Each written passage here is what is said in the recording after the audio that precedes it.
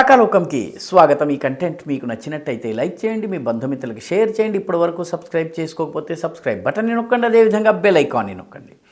మిత్రులారా, 2024 లోక్సభ ఎన్నికల ఫలితాలు వెలువడ్డ తర్వాత భారతీయ జనతా పార్టీ అత్యంత నిరాశలో ఉంది. ఎందుకంటే మొట్టమొదటిసారి దాని టాలీ గత 10-12 సంవత్సరాల్లో 240 దగ్గర ఆగిపోయింది. 240 అంటే సొంత బలంతో ప్రభుత్వం ఏర్పాటు చేసుకోలేదు. మిత్రపక్షాలు, ఎన్డీఏ మిత్రపక్షాల బలంతో కూడా ప్రభుత్వం ఏర్పాటు కాదు.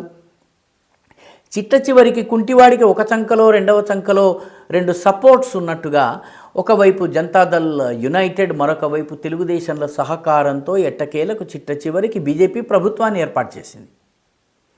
అందుకే ప్రమాణ స్వీకార సమయంలో మోదీ ముఖంలో పెద్దగా ప్రసన్నత కనిపించలేదు. పార్టీ నాయకులు నినాదాలు చేసినా అవి అర్థమనస్కంగా, అన్యమనస్కంగా ఉన్నాయి. సో చాలామంది భారతీయ జనతా పార్టీ గ్రాఫ్ పడిపోవడం ప్రారంభమైంది. పతనం దిశగా భారతీయ జనతా పార్టీ ప్రభుత్వము, భారతీయ జనతా పార్టీ ప్రయాణము మొదలైందని భావించారు. 99 సీట్లు వచ్చినటువంటి రాహుల్ గాంధీ 320 సీట్లు గెలుచుకున్నటువంటి ఉత్సాహాన్ని కనపరిచారు. 240 సీట్లు గెలుచుకున్నటువంటి బీజేపీ నిరాశలో ఉండింది.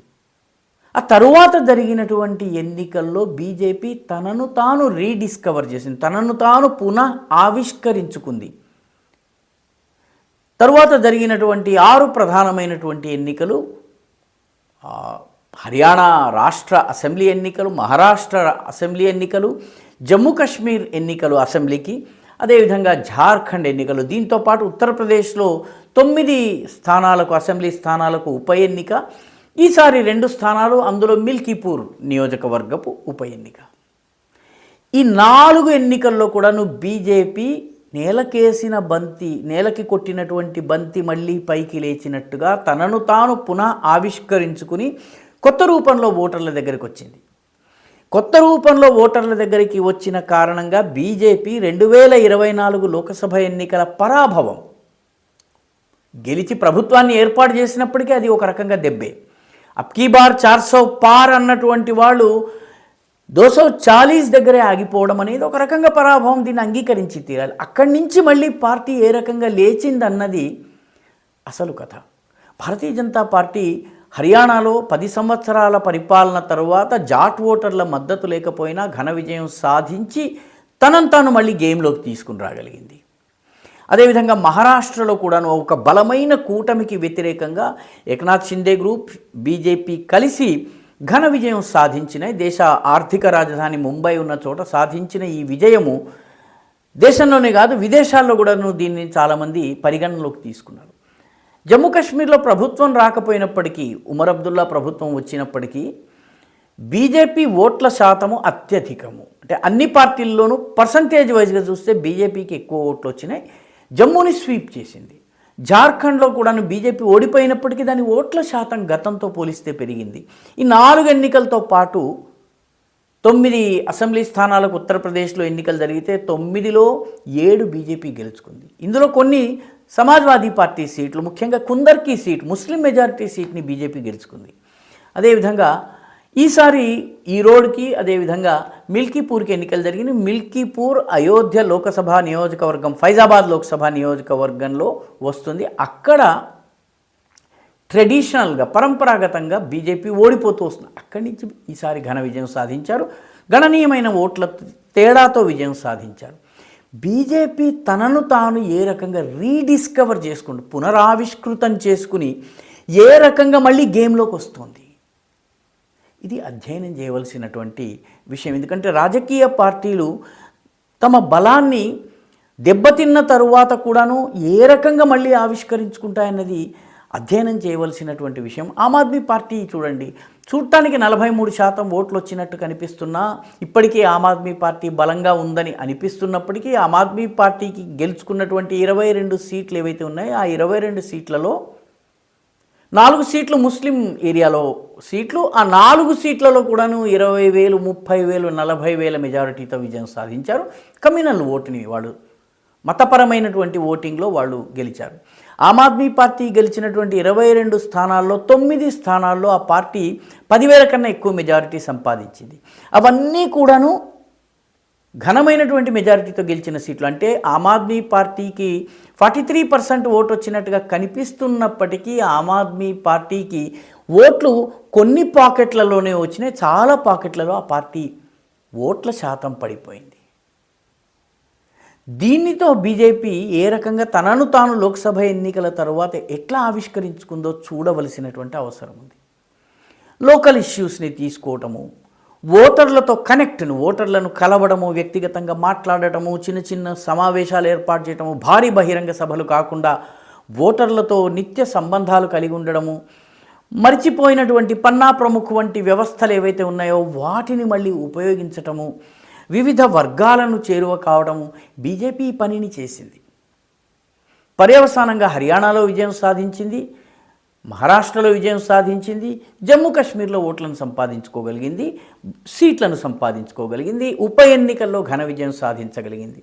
ఈ మైక్రో మేనేజ్మెంట్తో పాటు బీజేపీ స్థానిక ఇష్యూస్ని కూడాను ఐడెంటిఫై చేసి వెళ్ళడం మొదలుపెట్టింది.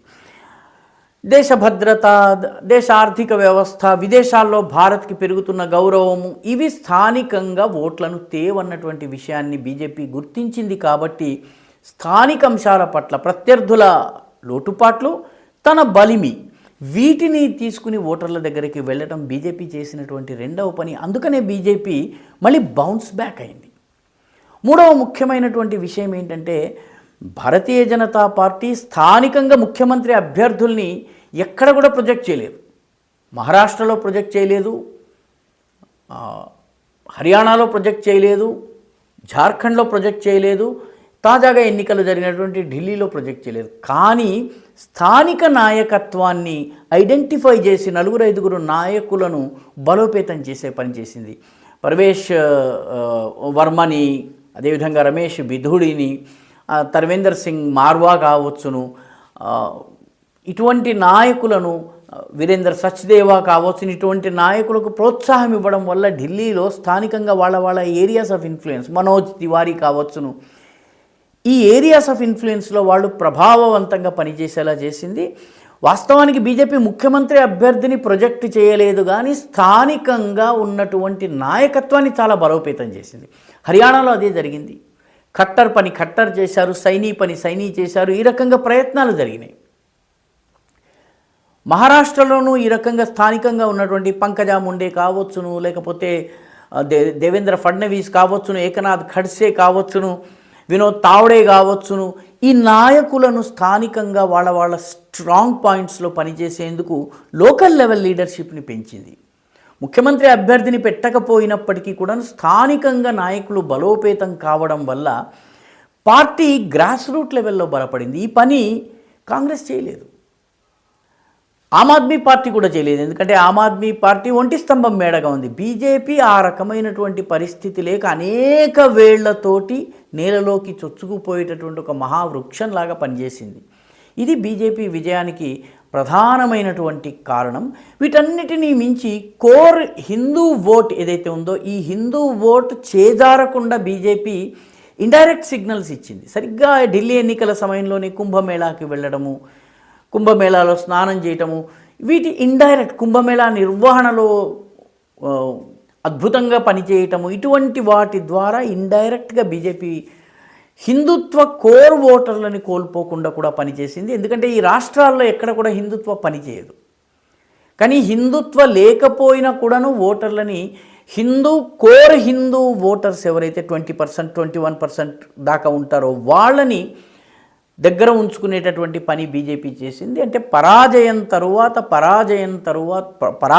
తరువాత పతనం తరువాత 240 సీట్ల నుంచి మళ్ళీ బౌన్స్ బ్యాక్ కావడం. బహుశా ఈ బీజేపీ సక్సెస్ స్టోరీ ఏదైతే ఉందో దీనిని అన్ని రాజకీయ పార్టీలు ఖచ్చితంగా అధ్యయనం చేయాలి. ఈ వీడియో మీకు నచ్చినట్టయితే లైక్ చేయండి, షేర్ చేయండి, ఈ ఛానల్కు సబ్స్క్రైబ్ చేయండి, మీ అభిప్రాయాన్ని కమెంట్ల రూపంలో తప్పనిసరిగా పంపించండి.